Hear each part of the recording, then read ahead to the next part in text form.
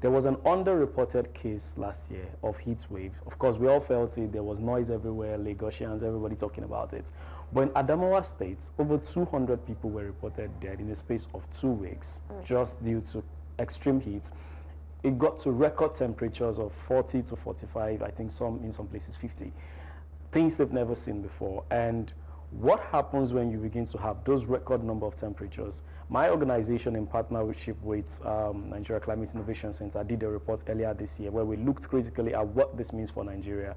It's the fact that first you're going to have expansion of the water system because now it's getting hotter, and this is Lagos, right?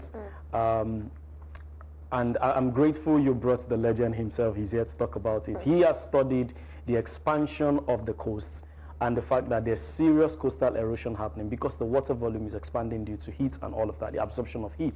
And this is ongoing. We're talking about stressful nights. And what is alarming about this is the fact that going forward, I think for last year alone, there were close to about 190 hot nights in Nigeria alone. That number is set to go to about 200 nights. How many days do you have in a year? 365. Now you're talking about 200 hot nights. And we're not talking of hot nights when your fan can do you service. We're talking of hot nights where it's unbearable, people cannot sleep. In the Adamawa case, people were slumping and dying in the hospital while waiting for treatment, right? This is, and that is why... If you complain about Adamawa, I can only imagine, you know, how hard or how hotter it was in Borno State. Absolutely. Adamawa was the one that was reported. Nobody talked about Borno State. But if we move away from the north, come down to Lagos, the conversation everywhere, online and offline last year, was people, you know, and the funny thing about Nigerians is we joke about everything. People would say, oh, who went to hell and left the door open?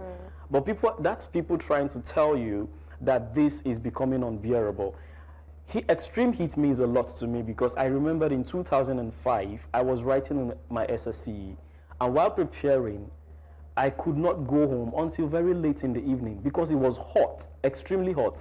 But the sad thing about temperature and heat waves is that every year since 2005 up till 2024 has been a record-breaking year for temperature. And where we are right now is, we're talking about this year, we've crossed the threshold of the 1.5 degrees Celsius that we thought was like the no-go area. We're not crossing this. Now we've crossed it, and people are now beginning to talk about the overshoot or the overreach and what can we do at this level.